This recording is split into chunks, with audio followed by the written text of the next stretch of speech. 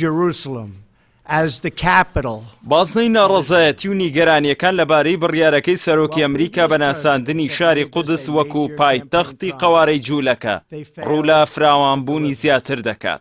وەزارەتی دەرەوەی کۆمکاری عەرەبیش داوا لە نەتەوەیەگرتووەکان و ئەنجومەنی ئاسایش دەکەن بڕیارەکەی دۆناڵد ترەمپ ڕەت بکەنەوە. سەرۆکۆماری تورکیاش دەڵێت قودس بۆ ویژدانی وڵاتێکی منداڵکوژ جێ ناهێڵێت.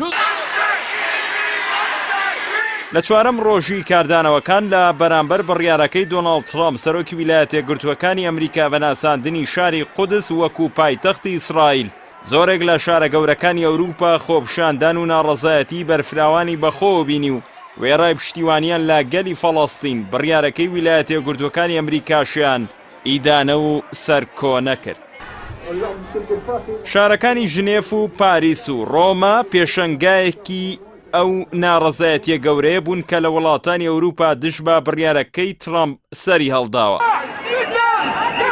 هەزاران خۆپشاندەر لە بەردەم نووسینگەی نەتەوەیەکگرتووەکان و باڵۆزخانەکانی ئەمریکا کۆبوونەوە و بەدەنگی بەرز ناساندنی قودسیان وەکو پایتەختی ئیسرائیل ڕەت کردەوە.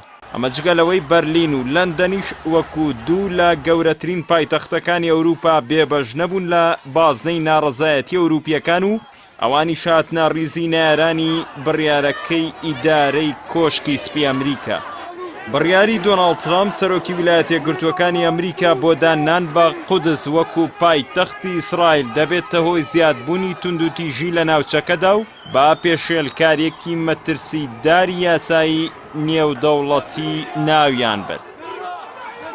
وەزیرانی دەرەوەی وڵاتانی ئەندام لە کۆمکاری عەرەبی داواشیان لە نەتەوەیەکگرتووەکان کردووە ئەو هەنگاوە ڕەت بکەنەوە و با بڕیارێکی ئەنجومەنی ئاسایش بڕیاری ناساندنی قودس وەکو پایتەختی ئیسرائیل ڕەت بکرێتەوە.